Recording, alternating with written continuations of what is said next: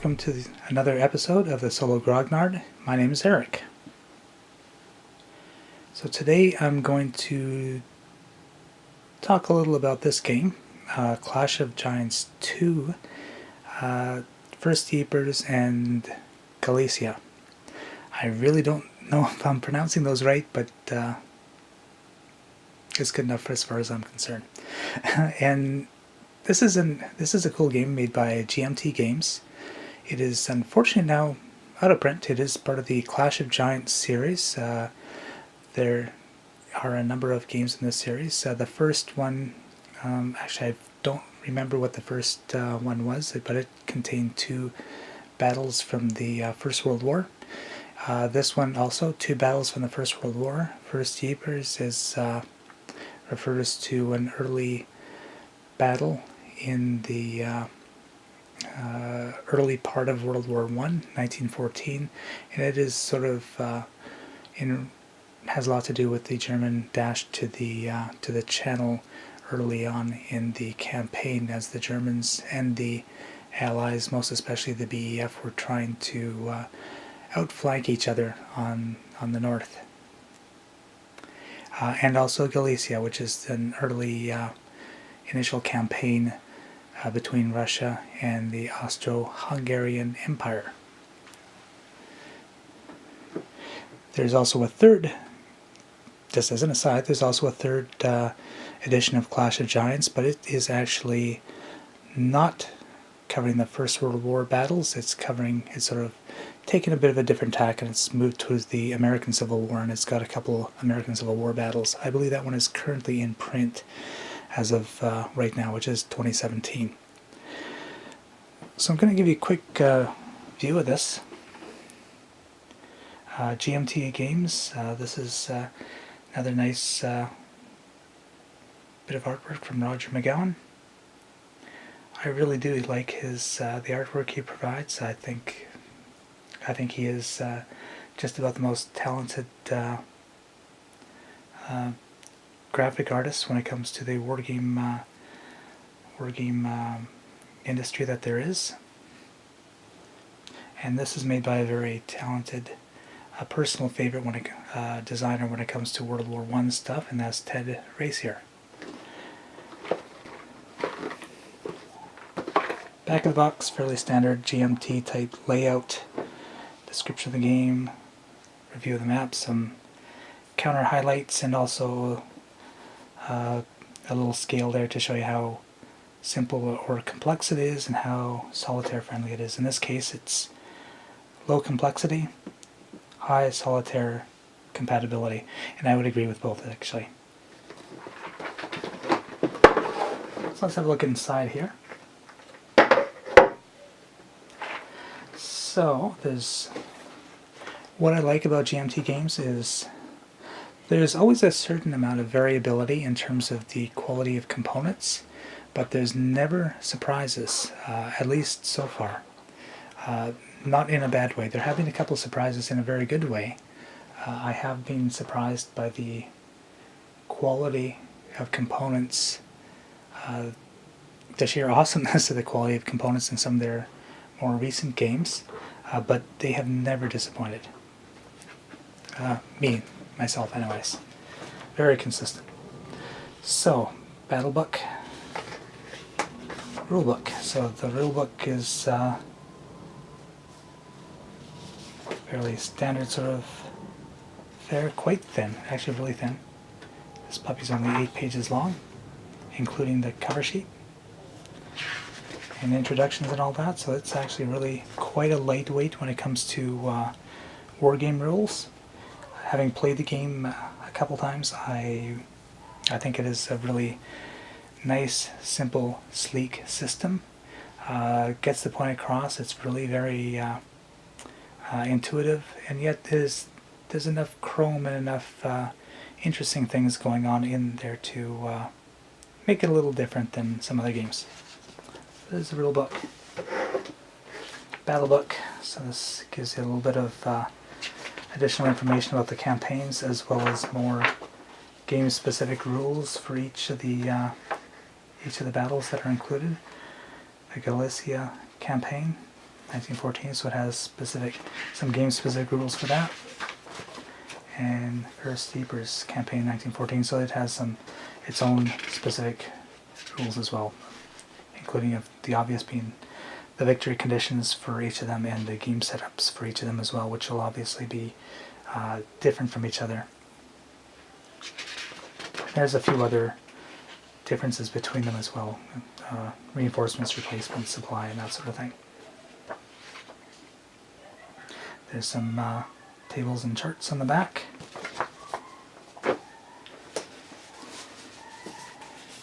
Speaking of tables and charts, you have a couple of identical charts and tables that are included with it. One for each player, or for me, one in my left hand, the other one for my right hand. This one here gives you your combat results table, your CRT, terrain effects table for both games. It's a fairly pretty basic. You'll notice there are very few charts and tables with this guy. It's quite a lightweight in that sense, and that was very much on purpose. I think it was meant and designed to be a fast-playing, easy to understand, simple, straightforward pair of board games, which I appreciate. Map sheet. There's a single map sheet, even though there's 2 games included. And as a result, here you have your... So how do they do that? Standard size map sheet. Here's First Yeepers, so the orientation is like that. Really don't think you can see all that, so I'll just sort of scroll through it a little bit so you can have a better look through the whole thing.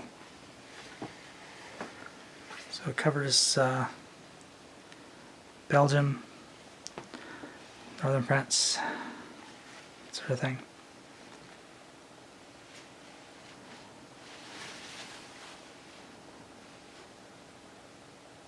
So,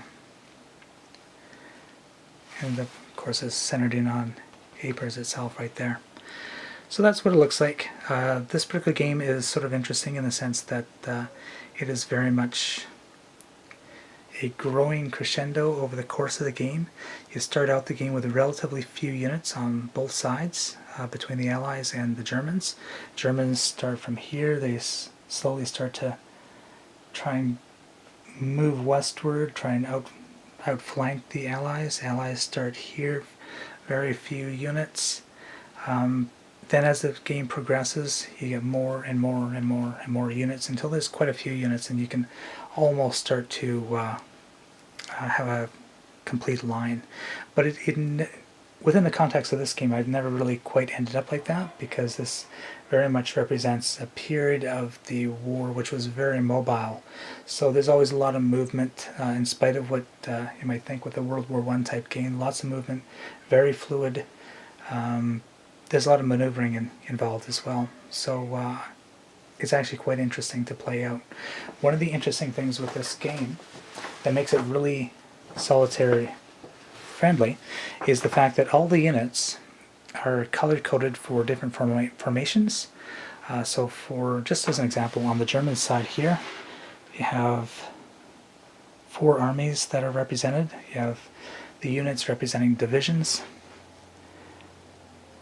So as a result, you have color-coded yellow, green, blue, and red on the German side for the various units. And the way the game works, and the same with the Allies will have a similar sort of thing as well, but basically the way it works is that the 2 sides, the Germans, the Allies, they don't really know what's going to happen in the next phase, because a turn is made up of a number of phases. In a single phase, a single group of units are activated and they move and attack. But you don't really know what the order of activation is going to be, because it's done by a chit pull system. So that creates quite a bit of, because there's so much movement involved in this game, it creates a lot of uncertainty both sides in terms of what's going to happen. That's what really sort of makes it quite solitaire friendly. So that's the first game, First Yeepers. Second game is actually to save money. They just printed the map here, and here we have Galicia. The orientation is like that. And here you have Austro-Hungary, Romania. They're not in the game because at the point that this game occurs, Romania was quite neutral, so that is off limits. And then you have Germany as well, and of course you have Russia. Situation here is almost opposite compared to First Sleepers, in the sense that you start out the game with large Russian armies and large Austro-Hungarian armies available straight off the bat, and there's a lot of attrition. There's a lot of banging of heads. No other way to put it, really. Quite early on, and while the movement, there is a fair bit of movement and mobility, it is a much, it's not a slogging game because there is more movement than that, but there's a well, I'll just say there's a lot more happening right from the get-go. So it becomes quite an interesting. Between the two of them, honestly, I sort of like this one a bit more because it's fairly consistent action throughout the game. Generally speaking, I found the Austro-Hungarians to be at a bit of a disadvantage. But that was just in my couple plays that I've played it. I quite like the game. There is no special units like armor units, air units, or anything like that. All it is you know, infantry, cavalry one side, infantry, cavalry the other side. They go together, they move around, they headbutt, and that's pretty much how that works. So it's very, very straightforward game systems involved. The random chit pull system does give it some nice replayability, as well as some nice uncertainty. It does really add a lot to the solitaire aspect to it. And neat thing, this game can be played. I've been able to play this in 2, 3, 4 hours. It's quite quick moving, and it doesn't take up a huge amount of time. It doesn't take a lot of space either, because you don't need a lot of, apart from the map sheets, some games use up a lot of space with charts and tables and holding boxes and this, that, and the other thing. This one, basically, really all you need is space for the map, and you can keep the rest of the stuff in the boxes to the side somewhere. So it keeps a nice, low, small profile if you're short on space and time, for that matter. Units, I like to. It doesn't come with the game, but I really like the GMT trays here, counter trays, because it keeps things all nice and organized. It's much easier for setup and takedown. This is what it comes with. Have your various units here. This one here. The way I sort of set this up is that this part here is Battle of Galicia campaign. So here you have Russian units in green. You have Austro-Hungarian units in this sort of very light gray type color tones. And there's the system counters there for that game. The other side is First Sleepers. So you have German units, the BEF, British Expeditionary Force. You have Belgian units there, and there's French. Don't know what that is. I might have just dropped it there because I didn't know where else to put it at the time. Probably just was hanging around orphans at some point. And then some system counters, and of course your dice. Some things, obviously, I haven't fully punched everything. Sometimes I'm not huge on using all the system counters, since I'm solo it anyways. I usually just try and remember what's going on, rather than keep counters as game mnemonics all the time. It just adds to clutter, in my opinion. There's the game. Really neat game. Unfortunately, it's not available. If you can find this one at a decent price anywhere, by all means get it. It's World War I, but it is fast moving. It is quick to play, really straightforward. game system. It is also quite replayable because of the chit activation and the sheer amount of space for movement, and also really good for solo play because of both of those two reasons as well. I suspect the other two games in the Clash of Giants series are also going to have all the same sort of attributes. I can't say that for sure, but I don't doubt the other two will also have some good gameplay in it as well. Unfortunately, I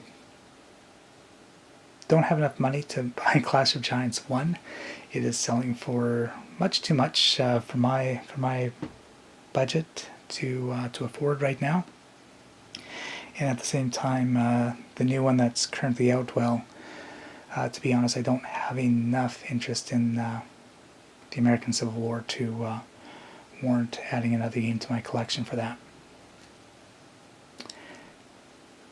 So there you have it, Clash of Giants 2, First Ypres and Galicia. Definitely recommend it. Thank you very much again. This is Eric for the Solo Grognard. If you like this video, please remember to subscribe to my channel. I will have more reviews and deboxings and just plain stuff to be posted in YouTube, which I will also put into the Board Game Geek, and will also be available on my website, which is at sologrognard.com. Thank you very much, and I hope to be able to talk to you again soon. Bye now.